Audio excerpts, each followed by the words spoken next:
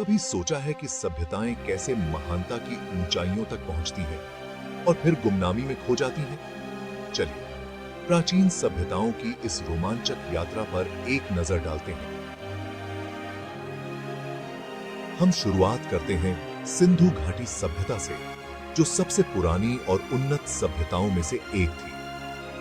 2500 ईसा पूर्व के आसपास फलती फूलती इस सभ्यता में हड़प्पा और मोहनजोदड़ो जैसे सुनियोजित शहर थे। लेकिन ये कैसे उभरी? सिंधु नदी की उपजाऊ जमीन ने खेती को बढ़ावा दिया, जिससे समृद्धि आई। व्यापार, क्राफ्ट्स कौशल और एक मजबूत प्रशासनिक व्यवस्था ने इसकी नींव को और मजबूत किया। लेकिन 1900 ईसा पूर्व के आसपास इसका पतन शुरू हो गया। क्यों?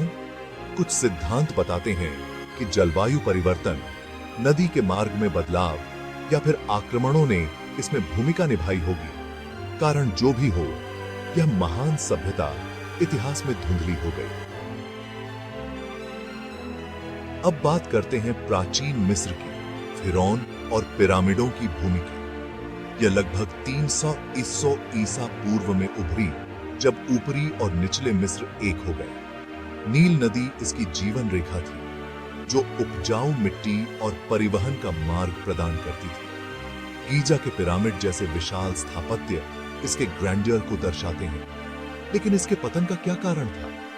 आंतरिक कलह, विदेशी आक्रमणों और आर्थिक समस्याओं ने इसकी ताकत को कमजोर कर दिया। 30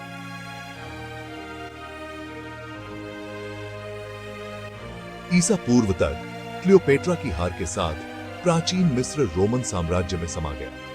फिर रोमन साम्राज्य ही आया, जो 700 ईसा पूर्व में एक छोटे से शहर राज्य के रूप में शुरू हुआ। सैन्य विजयों और रणनीतिक गठबंधनों के माध्यम से इसका विस्तार यूरोप, उत्तरी अफ्रीका और मध्य पूर्व के अधिकांश हिस्सों में हो गया। रोम के इंजीनियरिंग चमत्कार, जैसे एक्वाडक्ट्स और सड़कें, और इसकी गणतांत्रिक सरकार क्रांतिकारी थे। लेकिन रोम भी अजेय नहीं था। भ्रष्टाचार, आर्थिक समस्याओं और लगातार आक्रमणों के कारण 474 ईस्वी में इसका पतन हो गया। अंत में मेसो अमेरिका की शक्तिशाली माया सभ्यता को नहीं भूलना चाहिए। 2000 ईसा पूर्व के आसपास उभरते हुए माया वास्तुकला, गणित और खगोल विज्ञान में उत्कृष्ट थे। टिकल और पलेंक जैसे उनके राजसी शहर सत्ता और ज्ञान के केंद्र थे। लेकिन 9वीं शताब्दी तक इनमें से कई शहरों को छोड़ दिया गया। क्यों?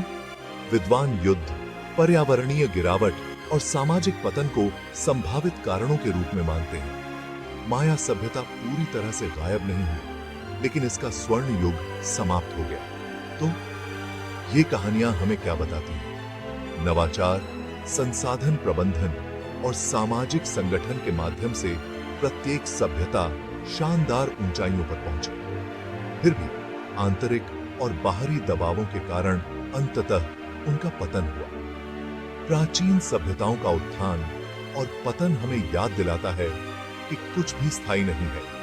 यह विकास, चरम और पतन का एक चक्र है। आकर्षक है ना? इतिहास सबक का खजाना है, जो हमें मानव उपलब्धि की महिमा और नाजुकता दोनों को दिखाता है। जिज्ञासु बने रहें और अगली बार तक हमारे अतीत के अजूबों की खोज करते रहें। और अगली तक